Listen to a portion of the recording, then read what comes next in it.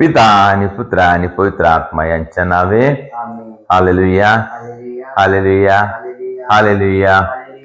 ख्रिस्तामध्ये उपस्थित प्रिय बंधू आणि भगिनीनो, आपणा सर्वांचे या व्हिडिओमध्ये स्वागत आहे.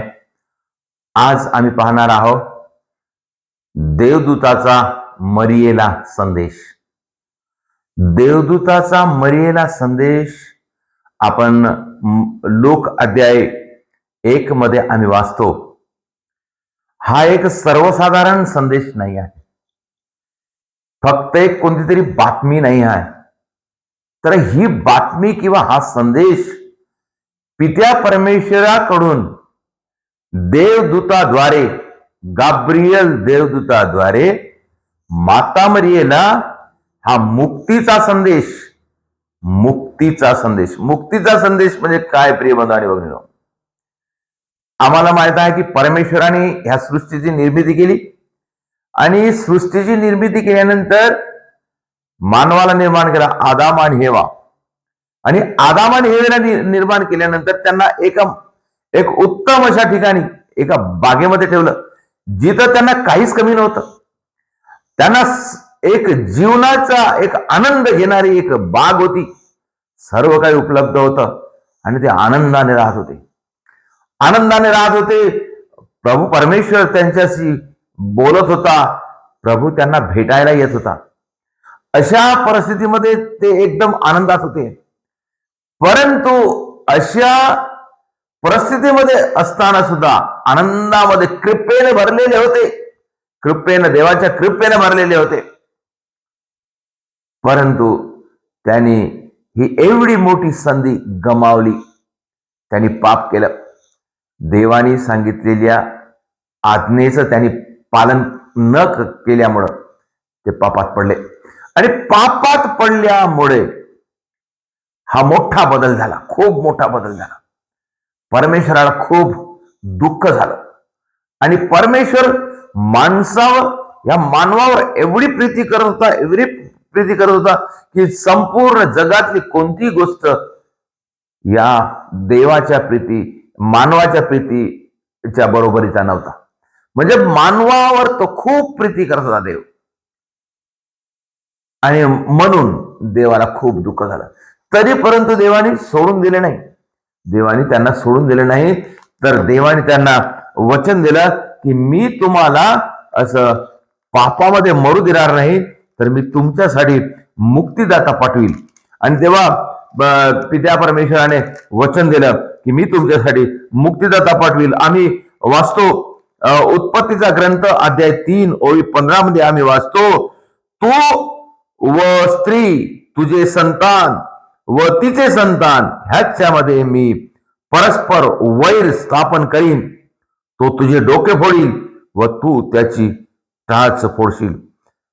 अशा प्रकारे परमेश्वराने काय म्हटलं का मी तुझ्यामध्ये तुला असं शैतानाच्या तावडीमध्ये राहू देणार नाही, पापामध्ये राहू देणार नाही, आणि तुला मुक्त करील आणि त्यासाठी मुक्तिदाता मी पाठवील.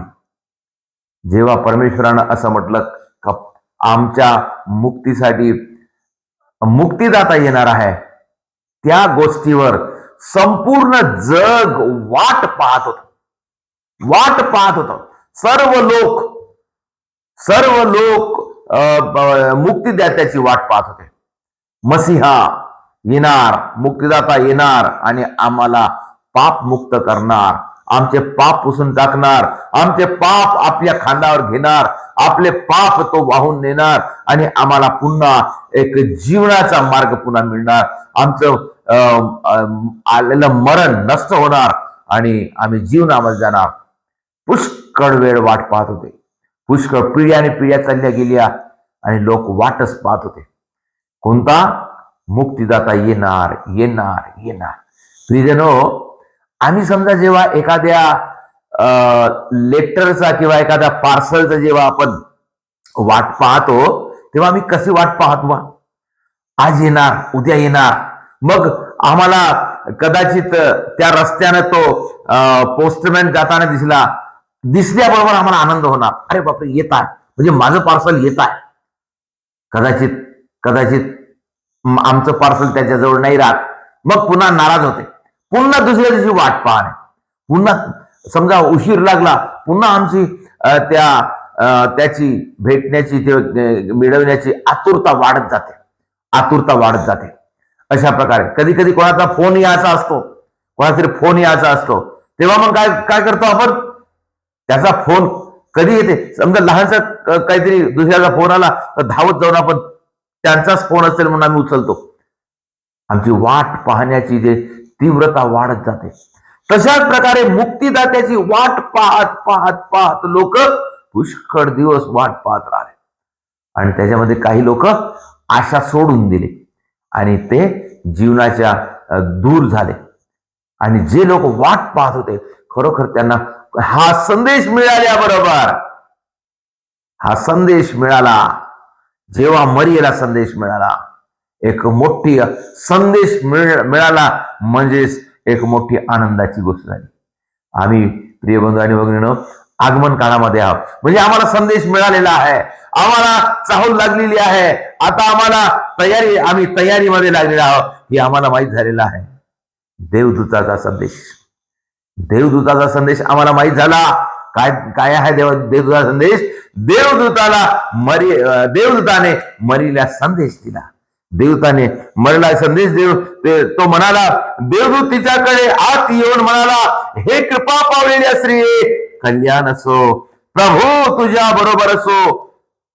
अशा प्रकारे देवदूताने मरियेला संदेश दिला आणि हा संदेश फार मोठा संदेश आहे आणि आमच्या मुक्तीचा संदेश आहे, आमचा मुक्तिदाता येण्याचा संदेश आहे. आणि म्हणून आज आम्ही यावर्षी सुद्धा ख्रिसमस साजरा करणार आहोत आणि आम्ही आगमन काळामध्ये आहोत. खरोखर आहे आमच्यासाठी एक आनंदाची बातमी आहे, आमच्यासाठी आनंदाचा संदेश आहे.